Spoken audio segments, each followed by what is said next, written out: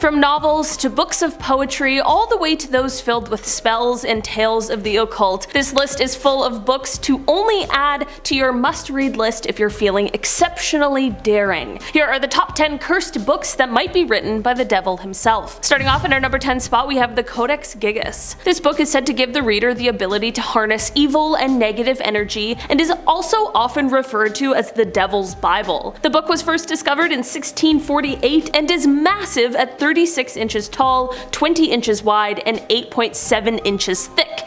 And here's what's weird. It weighs 165 pounds. It is said that this book was actually written by a monk, but this monk had broken his spiritual vows. He was of course punished, but in a pretty extreme way, which was to be sealed behind a wall and then left there to die. Right before his passing, he realized he wouldn't be able to finish the book, which is when he summoned Lucifer and asked him to complete it for him. If I knew you could do that, I would have summoned Lucifer to finish all of my book reports in school. I guess I probably wouldn't have been cool with the whole like selling your soul thing though. It is said that this book is filled with dark rituals, instructions on how to perform exorcisms, as well as a bunch of creepy drawings of the devil and other demons. Right now it is said that this book has 310 pages, but that it once used to be 320. The 10 pages that were ripped out were said to contain instructions on how someone could summon the devil, so hopefully whoever has those 10 pages destroyed them right away. In our number 9 spot today, we have the Untitled Grimoires. A witch's spell book should never be messed with, but I feel like that should be obvious, but I'll put that out there because apparently it isn't. The Untitled Grimoires are a set of handwritten spell books that were sold online for $1,400 in 2013. The books were written in the 1960s by a high priestess of Wicca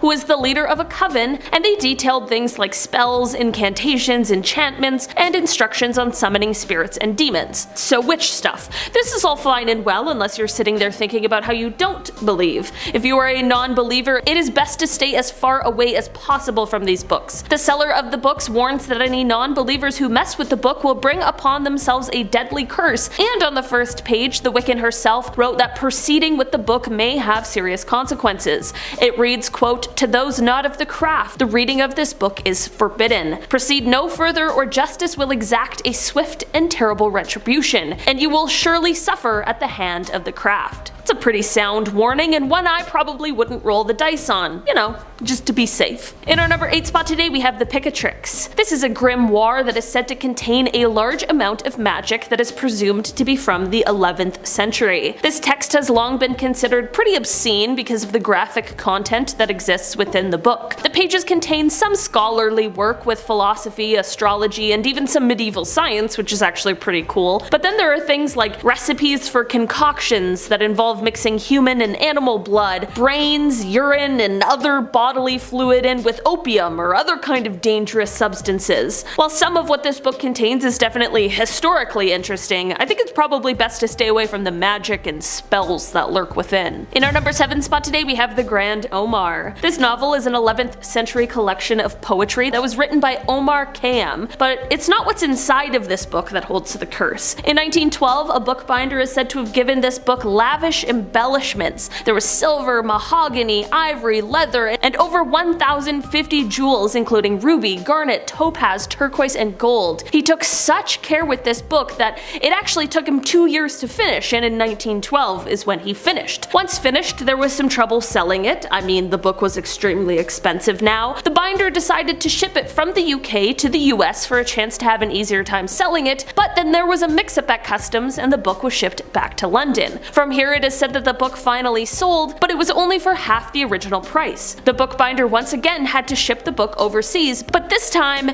guess which ocean liner the book ended up on? The ill-fated Titanic, of course. It is said that this original copy was never retrieved from the wreckage, but when the book was recreated, more strange things began to happen surrounding it. During World War II, it was said to be placed in a vault in London, but it ended up being ruined in a blitz. The vault itself was fine, but somehow the book inside, aside from the jewels, was completely turned to ash. In our number 6 spot today, we have the Book of the Sacred Magic of Abramelin the Mage. This book was of course created by Abramelin, who is indeed a mage, and he created it as a gift for his son. In the early 1900s, this book was translated into English, and that is when the rumors of the book being cursed began to spread. I mean, this book contained spells, but it also contained curses, so I feel like that rumor likely makes a lot of sense. It is said that this rumor has to do with Abramelon's belief that everyone has their own personal demon. I'm just hoping that mine is like cool and nice. Those who have had bad experiences with the book explained either bad luck or hauntings from the spirit world are what await for those who dare to read it. In our number 5 spot today we have the Grand Grimoire. This book is often referred to as the book with incredible power and has been called one of the darkest books in the world. While the author of this book is still unknown, the contents of it are things like black magic and dark spooky secrets.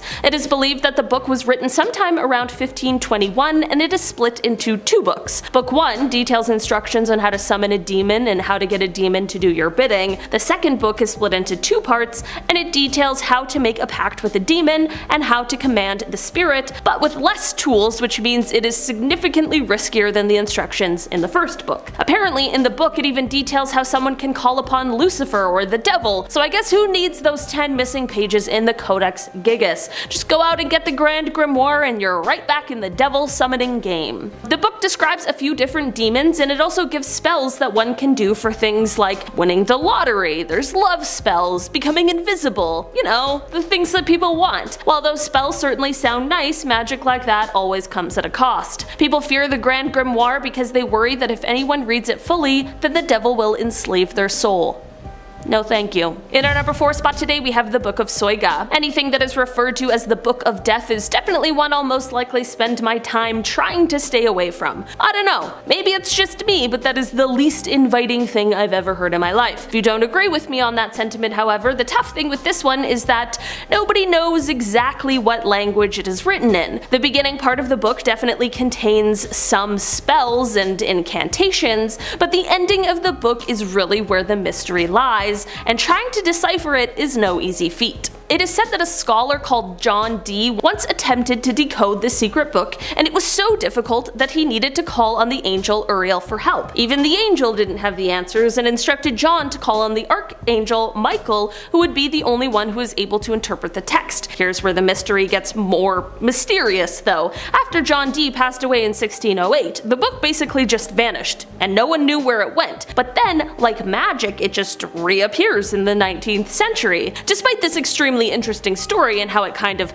draws you in like you wish you could crack the code that the book holds, it's best to stay away from it because it is said whoever is able to decipher the ending of the book will inevitably die 2.5 years later. So is it really worth it? It's like a prequel to The Ring. In our number 3 spot today we have the Munich Manual. Also referred to as the Necromancer's Manual, this grimoire comes to us from the 15th century and is a text that is largely focused on demonology and necromancy. A lot of grimoires have both good and dark magic, but this is one that focuses solely on the dark black magic. There are 3 different sections to this one. The first section deals with illusionist magic and spells that trick people into seeing things that aren't there. The next is psychological magic, which is meant to use emotions, politics, and things like that in order to gain power over another individual, and if those 2 weren't scary enough, the third is divinatory spells, which are meant to allow the reader to see into the past, present, or future. One of the most well-known parts of this book is the part that includes instructions on how to make the Mirror of Lilith, which is for the purpose of the divination we just talked about. In our number 2 spot today we have the Lesser Key of Solomon. This is a grimoire that is said to be cursed. It is said to contain spells that are used for summoning over 72 different demons, and just to add a little air of mystery, no one is exactly sure who wrote it. This is because the book is made up of a few different texts that have been compiled from somewhere around the 17th century. This book is said to be so cursed that even having a copy of it will cause the owner to either experience constant bad luck or have the worst luck of all with passing away. People have shared their terrifying stories with the book, and they include the book's pages turning on their own, and another person shared that the book violently threw itself across the room at them. How terrifying would that be? Well, we aren't sure who wrote it. There have been rumors or stories that suggest it might have been King Solomon. It is said that perhaps he wrote it for his son and then asked him to bury it with him in his grave. When being prepared for burial, a group of Babylonian philosophers found the book, and this is when they were visited by an angel who told them to hide the book from the unworthy. They then placed a spell on the book which was meant to keep it from getting into the wrong hands, and that is said to be how the book got its curse. In our number 1 spot today we have the Orphan Story story. This is a book that was originally written in the 1600s, but it didn't end up getting published until 2018. The Orphan story is about a 14-year-old Spanish boy who heads to the Americas. It's supposed to be like a classic coming-of-age feel-good story, but it is not exactly, and that is exactly the reason why it took so long for it to be published. The curse in this book doesn't come from the story itself, however. There is something dark lurking in those pages. The book's publisher, Belinda Palacios, who worked on the book for 2 years, explained that throughout the years she was often warned of the cursed book and how every publisher who had tried to work on it before ended up passing away in a mysterious way before they were able to finish the book. When Belinda looked into this, it turned out to be true. Her research showed that those who tried to edit the book before either found themselves in horrible accidents or with strange illnesses. Luckily, Belinda somehow made it through the process unscathed, so let's hope that maybe the curse has been lifted. Either way, I don't think I'm gonna read this one. I don't know. You know, it's up to you though. If you want to, go ahead and let us all know. Alright guys, that has been our list for today. Thanks so much for checking it out. I've been your host today, Olivia Kozlowski, and I'll see you again soon. Bye!